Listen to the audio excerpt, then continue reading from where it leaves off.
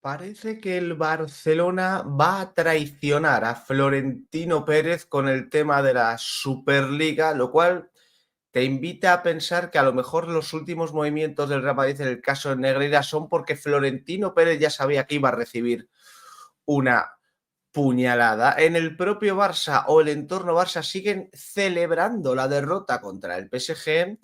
Grimaldo reconoce que hubo posibilidad de venir al Real Madrid, aunque finalmente no se dio, y luego en las portadas de la prensa madrileña asoma la cabeza de Arda Güler, el gran protagonista junto a Kylian Mbappé de este inicio de temporada del Real Madrid.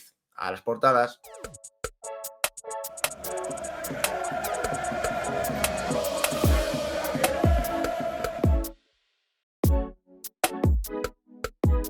¿Qué tal, familia? ¿Cómo estáis? Viernes 3 de octubre del año 2025. Lo primero, antes de nada, felicitar a Stewie, miembro del canal, que hoy cumple 38 añazos, es decir, como yo, cosecha del 87, claro que sí.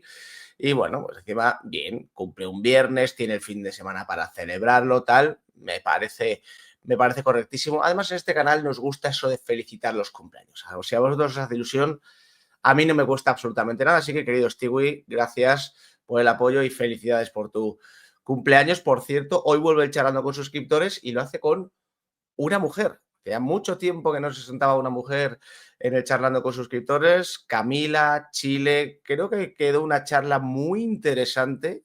De hecho, tiene algún que otro speech bastante curioso. Os invito a verlo. Saldrá eso de las 7:30, 8 de la tarde, hora española.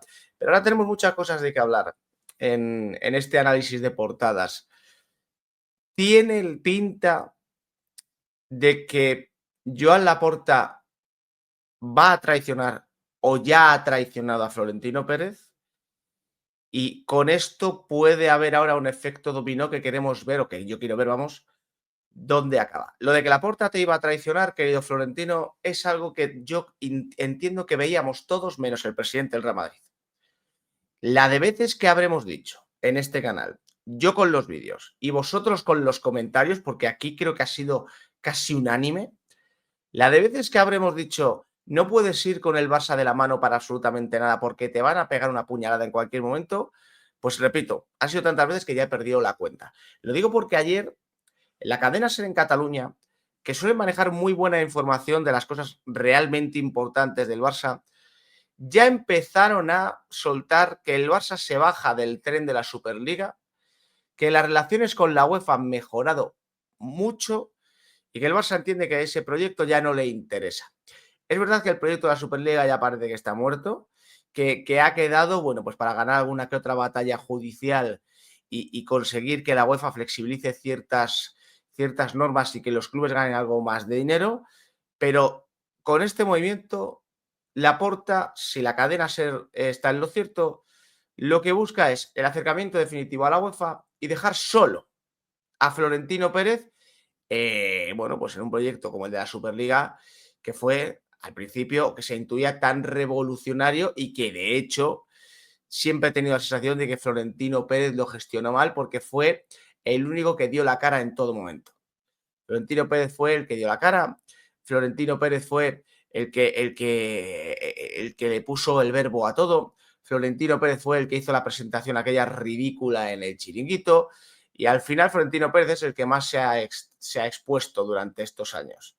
Y al parecer, repito, si todo va según lo previsto, Joan Laporta le va a dejar ahí solo, tirado con una puñalada en la espalda, y mientras Florentino Pérez sangra por esa puñalada, Joan Laporta se estará metiendo en la cama de la UEFA, como hace, por ejemplo, Miguel Ángel Gilmarín, que es uno de los grandes protegidos de Ceferín. A ver si estos últimos movimientos del Real Madrid con el caso Negreira, de pedir que declare el otro, el de la moto, de pedir que Miguel Galán no esté como acusación particular porque puede embarrar todo el proceso, a ver si este acelerón que ha pegado el Real Madrid, a ver si esto de tomarse en serio por fin el caso Negreira tiene que ver con que en el club o Florentino Pérez ya saben que Laporta los va a traicionar y ha dicho Florentino, muy bien, si queremos jugar a eso, vamos a jugar. Lo digo porque pueden ir por ahí los tiros. Atentos a la noticia precisamente del tema de la Superliga. Aquí la tenéis en Mundo Deportivo. Vamos, el titular es bastante claro. Adiós a la Superliga. Los aficionados del Barça siguen silbando el himno de la Champions en los prolegómenos de cada partido. Una escena que se repite desde 2016, cuando la UEFA prohibió la entrada de banderas estelares en pleno proceso independentista en Cataluña. Fue un pulso intenso entre el club y el organismo futbolístico que llegó a los tribunales y que conllevó fuertes multas económicas para el Barça y la amenaza del cierre del estadio. Casi una década después, la tradición de pitar el himno europeo se mantiene, aunque la relación entre Barça y UEFA es excelente en la actualidad. Tanto es así que el Barça está abandonando la idea de la Superliga, como contamos ayer en RAC-U. Aunque próximamente habrá una sentencia favorable a los promotores de crear una nueva competición, que básicamente son Real Madrid y Barça, el club azulgrana no seguirá presionando como hasta ahora porque considera que la UEFA ha reaccionado y está cediendo en muchas de las peticiones que reclamaban. Por ejemplo, se ha cambiado el formato y en consecuencia también han mejorado los ingresos. En el club consideran que la UEFA ha hecho autocrítica y que ahora valora mucho más la opinión y el papel que juegan los clubes en su competición.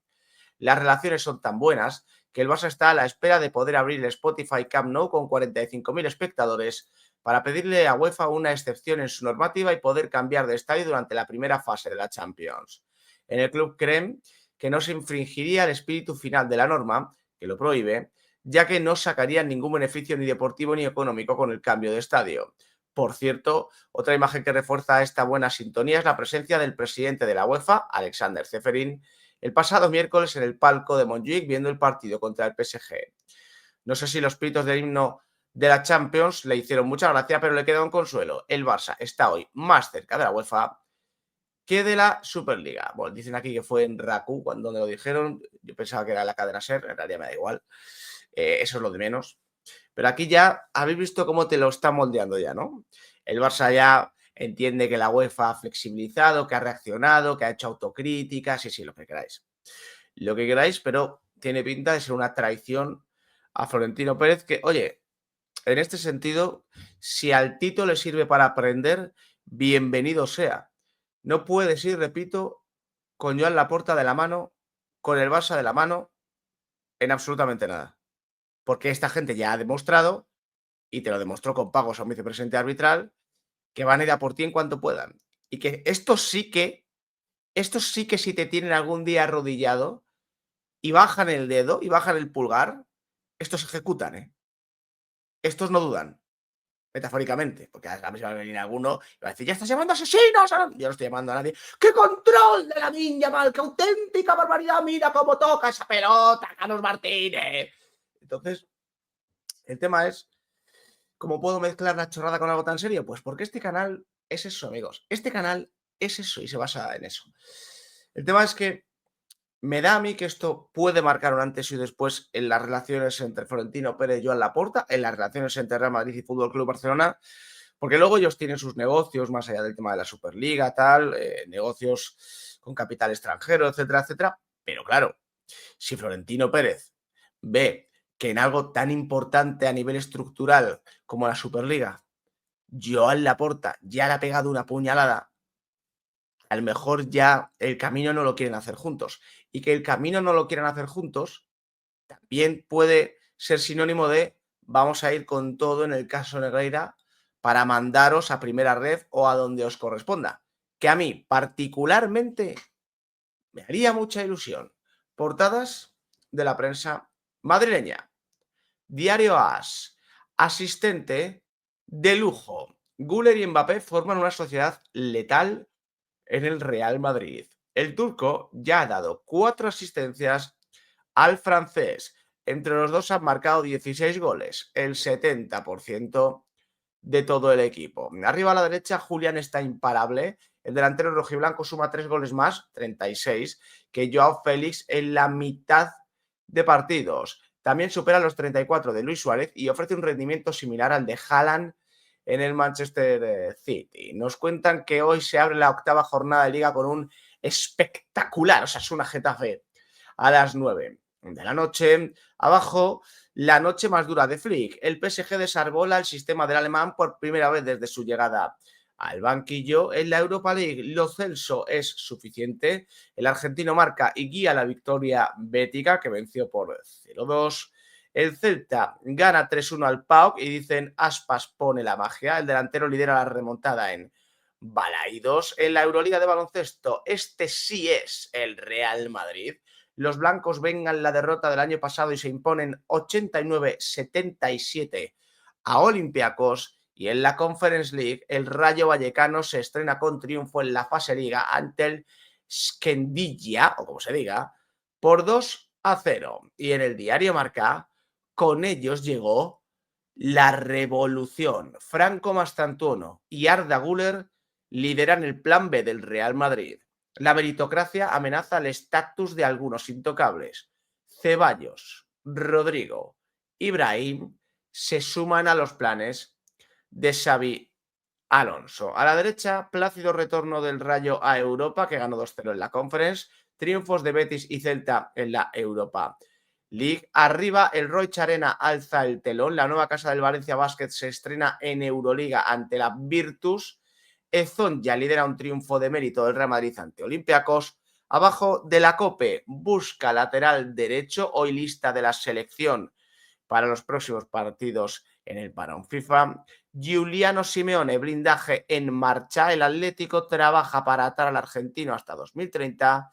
Y el Barça, campeón del mundo de clubes, entiendo que sea de balonmano o algo así, porque tampoco lo especifican y no me importa demasiado.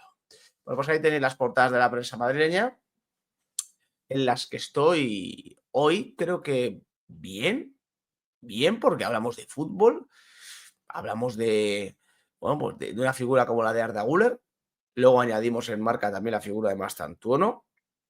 Se habla de la meritocracia en la portada de Marca, ¿vale? Yo es lo que quiero que haga Xabi Alonso. Me da igual a quien tenga que sentar, siempre y cuando él esté siendo fiel a sus ideas. A mí me parece fantástico.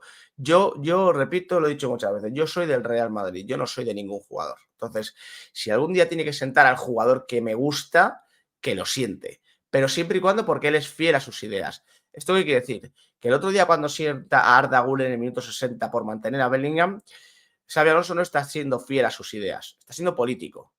Y ser político en un vestuario como el del Real Madrid acaba mal. Entonces, yo quiero que Xabi Alonso empiece a tomar decisiones. Que lo del otro día le sirva para ver que no puede casarse con el vestuario, o al menos no puede hacerlo tan pronto. Ancelotti también tardó en casarse con el vestuario. Luego son matrimonios que duran poco. Los matrimonios en el fútbol son efímeros. Tú te casas con un vestuario, el vestuario te arropa durante un par de añitos como mucho, y al tercer año el vestuario ya está cansado porque ya entiende que puede mamonearte como quiera y no va a partirse la cara por ti como hacía al principio. Es decir, los matrimonios en el fútbol son eso. Xabi Alonso tiene que saber que ha estado en vestuarios de calibre como el Real Madrid, como el Bayern, como el Liverpool, es decir, ha estado en grandes vestuarios Xabi Alonso. Entonces, a favor de que tome decisiones, a favor de que mañana Xabi Alonso ponga a Güler o no ponga a Güler, ponga a Franco Mastantuono o no ponga a Franco Mastantuono, ponga a Vinicius o no ponga a Vinicius, pero porque él entienda que es lo mejor para el equipo y que va a empezar a poner sus ideas muy por encima de lo que precisan las individualidades del equipo.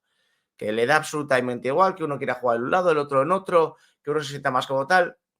Yo creo que se había visto el rendimiento antes del derbi, ha visto que el equipo funcionaba, ha visto cuáles eran las líneas maestras de un proyecto que estaba ilusionando y creo que va a volver por ese lado. Y luego lo de Arda Güler, la portada del diario AS, creo que es sencillo de entender. Tu mejor jugador a día de hoy, ¿quién es? Kylian Mbappé. Y el mejor socio de Kylian Mbappé en el campo a día de hoy, ¿quién es? Arda Güler. Es el que mejor entiende los ataques al espacio de Kylian Mbappé, el que mejor conecta con Kylian Mbappé, el que mejor encuentra a Kylian Mbappé y el que más fácil se asocia con Kylian Mbappé en los últimos metros, justo cuando la portería ya está enfrente. Creo que es una pareja, una sociedad bastante interesante, muy productiva para el Real Madrid y en ese sentido, bueno, pues también es la obligación de un entrenador buscar que esa sociedad se repita mucho, coincida mucho y pueda generarle todavía más números al equipo blanco. Esto el fútbol ha sido así toda la vida. Ha vivido de sociedades o de tridentes como la BBC, como la MSN en el Fútbol Club Barcelona. La MSN me refiero evidentemente a Messi, Suárez, Negreira. O sea, me refiero a ese tipo de sociedades y siempre se han potenciado ese tipo de sociedades, ¿no? Entonces, bueno, vamos a ver cómo lo gestiona esto Xabi Alonso. Digo porque tengo curiosidad por ver la posición de Arda Güler ahora que vuelve Bellingham. Si va a estar más cerca del área Arda Güler, por aquello de que le pueda facilitar también esa conexión con Mbappé. Si va a estar un poquito más cerca de la base de la jugada, pero luego con cierta libertad para sumarse al ataque. Vamos a ver. A nivel táctico me parece que es un tema rico y que lo puede tratar muy bien Xabi Alonso, pero como os digo, bueno, que sea siendo fiel a sus ideas y que, por supuesto, y esto es lo más importante, no se traicione otra vez, porque si se traiciona, al que le va a salir peor es a él. Acabando con el tema del Real Madrid y tal, Grimaldo reconoce que hubo posibilidad de ir al Real Madrid, pero no se dio. Grimaldo explica por qué no fichó por el Real Madrid y confirma que también tuvo opciones de ir a Barça y Atlético. El jugador español habla del interés que mostraron por su fichaje Real Madrid, Barça y Atlético el pasado verano. Alex Grimaldo, lateral español, que fue uno de los referentes del Bayer Leverkusen de Xabi Alonso, explicó en el larguero por qué no acabó fichando por el Real Madrid el pasado verano. Fichar por el Madrid, dice Grimaldo, siempre cabía la posibilidad de ir con Xabi Alonso al Real Madrid, pero al final no se dio. Firmaron a Álvaro Carreras y no se dio la oportunidad de ir con Xavi, reconoció el defensa. Xabi Alonso y yo tuvimos algunas conversaciones cuando estaba todavía en el Bayer Leverkusen, pero nada más allá. Él tenía que llegar a Valdebebas y ver cómo estaba todo para organizarse. Grimaldo, formado en la cantera del Barça, desveló que igual hubo la posibilidad de ir al Barça, pero tampoco se dio. Y reconoció que hubo conversaciones con el Atlético de Madrid, pero como veis, no se ha dado prácticamente nada. Si tuve la opción de ir a Madrid y Barça, siempre hay opciones si se hacen las cosas, pero si al final no se dan, es que no se tienen que dar. Bueno, pues parece que Grimaldo, al final, me da a mí que lo que buscaba Grimaldo era salir del Bayern Leverkusen. Yo creo que él quería salir del Bayern Leverkusen, no, quería salir porque salía Xabi Alonso. Al final, Xabi Alonso es un jugador que ha potenciado a muchos futbolistas en el Bayern Leverkusen. Muchos futbolistas son lo que son a día de hoy porque Xabi Alonso sacó su mejor versión de ellos. Que esto habla muy bien de la figura del entrenador. A mí un entrenador que me muestra la mejor versión de un futbolista me parece ya un muy buen entrenador de base. Y con Xabi Alonso pues hemos visto grandísimos jugadores en el Bayern Leverkusen que lo han ido haciendo muy bien. Granit Xhaka, que parecía que venía de vuelta, volvió a su mejor versión en el Bayern Leverkusen. Grimaldo ha dado una exhibición tras otra en el Bayern Leverkusen. Futbolista como Piero Hincapié ha crecido en ese Bayern Leverkusen y luego tantos otros, ¿no? Es verdad que luego seguramente Florian Wirtz sea ya un talento descomunal de base, pero es un jugador que también ha adquirido mucha riqueza táctica y mucha riqueza futbolística a las órdenes de Xabi Alonso, y eso es lo que espero también que hagan el Real Madrid, ¿no? Que futbolistas como Arda Güler, como Franco Mastantuono, jugadores como Álvaro Carreras, como Dinghausen, puedan dar muchos saltos en su carrera con el apoyo, con el trabajo de su entrenador. Portadas de la prensa catalana. Mundo Deportivo. Toca aprender. El Barça de Flick volvió a encajar en los minutos finales ante el PSG y ya le ha pasado 6 veces. La estadística plasmó el dominio rival en casi todo. El Barça corrió más, pero sin balón. Y Thierry Henry criticó en la CBS el riesgo de colocar una línea tan alta. Te expone y sale caro. Abajo, confirmado, el partido ante Olympiacos el 21 de octubre se jugará en Montjuic. Habían dicho que se iba a jugar en el Spotify, ahora parece que se va a jugar en Montjuic. Bueno, a ver qué pasa.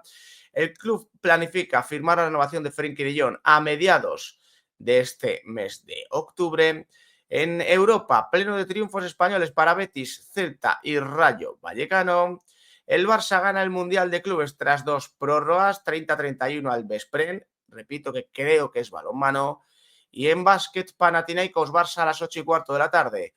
Otro coco en la Euroliga para el equipo de Peñarroya. Y en el Diario Sport lucharemos por esta Champions. Hansi Flick brindó en el Oktoberfest de la Casa Seat, aunque no prueba el alcohol. Prometió trabajar, para que el equipo consiga el título europeo. En un faldón rojo con letras blancas, campeones del mundo, balonmano digo yo. Arriba Vinicius cotiza a la baja en el mercado, pierde valor en Transfermarkt, esto es lo que querían decirte. Abajo en Europa League, el Celta gana su primer partido de la temporada, 3-1 al PAOK. Los Chelsea se luce en Bulgaria para sumar 3 puntos, ganaron 2-0 al Ludogorets. Y en la Conference, el Rayo Vallecano debuta con victoria 2-0 en Vallecas. No voy a decir que yo sepa más de fútbol que Titi Henry, porque para mí es imposible. Amo a Thierry Henry con todas mis fuerzas, pero cuando Quillo Barrios decía el año pasado, en este canal, rodeado de funcos y que todavía no tenía violín ni tal, yo decía, creo que el Barça no tiene el control de los partidos. El Barça es muy exuberante, pero no controla los partidos. ¿Y por qué no controla los partidos? Porque concede demasiado, no los cierra, o gana por aplastamiento o sufre demasiado. Y eso no es controlar los partidos. Claro, como lo decía Quillo Barrios, pues bueno, pues Quillo Barrios, a ver, ¿cómo te vas a tomar en serio a un tipo que está calvo como un pantalón de pana, se pone a hablar con la torre del ordenador, grita, ¡Lamine Yamal, madre mía, cómo se ha limpiado una legaña que tenía! ¡Qué barbaridad! Eres un ejemplo a seguir, Lamine. Como hace el tonto todos los días. Pues cuando habla en serio Quillo Barrios, pues no le tomamos en serio, no le tomamos en serio. Pero yo llevo un año con la matraca de que el Barça no controla los partidos, que hay veces que te los gana por aplastamiento porque ataca muy bien, ataca con muchos efectivos, es un ataque muy vistoso, tiene jugadores de mucho talento, pero cuando tú no controlas los partidos, dejas que te ataquen tanto, sufres tanto en las transiciones, etcétera, puedes acabar pasándolo muy mal. Ejemplo, el día del Borussia Dortmund el año pasado en Champions con la eliminatoria resuelta, casi se la levantan porque el Barça no controló esa eliminatoria. El día del Inter, el Inter te mete 7. Si el Inter te mete 7 es porque tú no estás controlando la eliminatoria. El otro día el PSG te mete un baile descomunal en Montjuic con los suplentes durante 70 minutos, porque no estás controlando el partido. Claro, bueno, pues menos mal que ha llegado Thierry Henry a decir, lo estuvimos viendo en Fuera Caretas ayer, esa parte del análisis de Titi Henry, viene a decir que tú no puedes ir al intercambio de golpes constantemente y jugar con la defensa tan adelantada ante equipos top, porque puedes acabar sufriendo mucho. Y yo vuelvo a lo de siempre. ¿El Barça puede hacer algo grande en Champions? Sí, pero solo lo veo de una manera. Que tenga una precisión extraordinaria arriba. O tiene una precisión casi quirúrgica en ataque, o no va a poder hacer nada en Champions. ¿A qué me refiero con una precisión quirúrgica? A que si Hansi Flick va a mantener este estilo, casi van a tener que marcar cada vez que lleguen. Porque si no, en defensa ya estamos viendo lo mucho que sufren. Y el PSG te pintó la cara sin los titulares.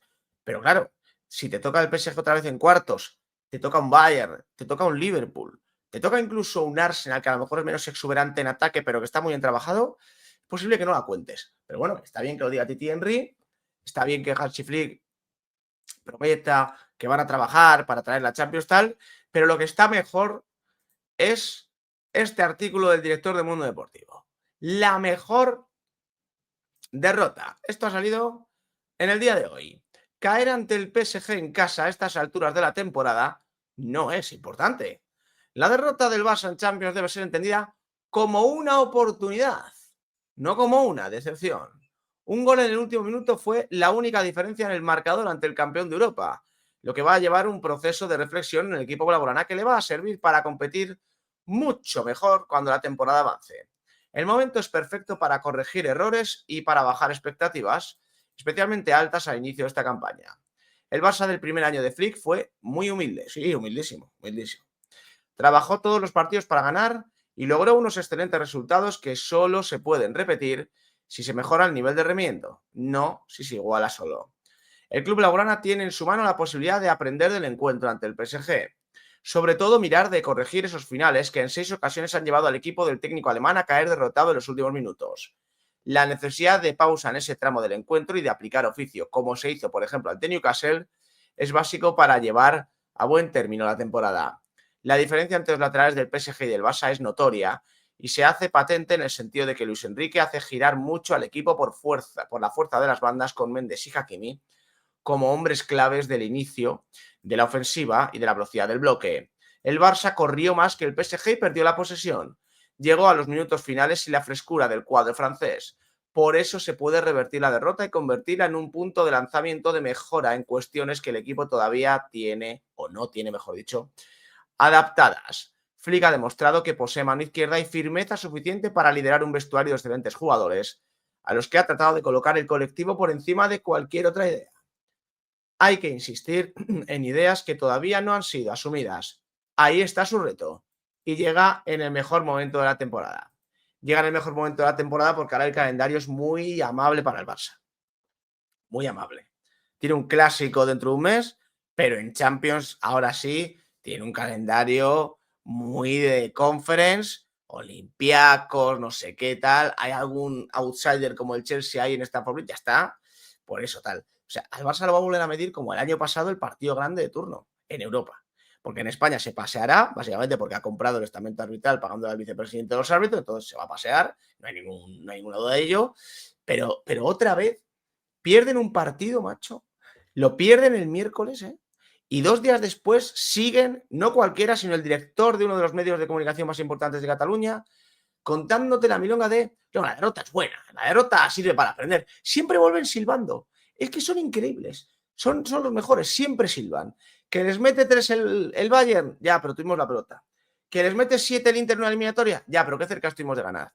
Que les mete, no sé, ya, pero tal. Y siempre, ¿eh? Oye, ellos siempre les sacan el lado positivo. Una Champions no ganan, pero siempre les sacan el lado positivo a que le pinten la cara en Europa. Además, este es un artículo facilón, es un artículo de un tipo que no es tan iniciado en periodismo, es un artículo vago, es un artículo infantil, es un artículo que lo único que te está intentando decir es Hansi Flick va a aprender de esto, Hansi Flick va a demostrar que este equipo es humilde, bla, bla, bla. No me hablas de fútbol, no me hablas de fútbol.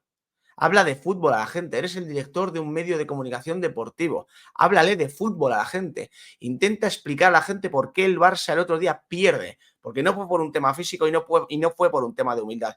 Fue por un tema de fútbol. También fue por un tema de que ciertos jugadores hay partidos a los que les pasa por encima y también que la gran estrella del Barça, Lamine Yamal, el otro día no le apetecía jugar. Hablemos de fútbol a la gente. No tiremos un discurso vago y sencillo y prefabricado en el que todo suena igual que siempre. Esta derrota sirve para aprender porque ya sabemos cuál es el camino, porque la humildad, porque el equipo ya ha demostrado y porque tal y porque Pascual. Bien, pero en Champions, tracatrá, cuando llega el partido grande de turno, todas las temporadas. Así que, bueno, pues oye, en Barcelona vuelven silbando, en Barcelona aplauden cada derrota porque cada derrota le sirve para aprender. ¿Sabes de dónde se aprende también mucho? En la victoria.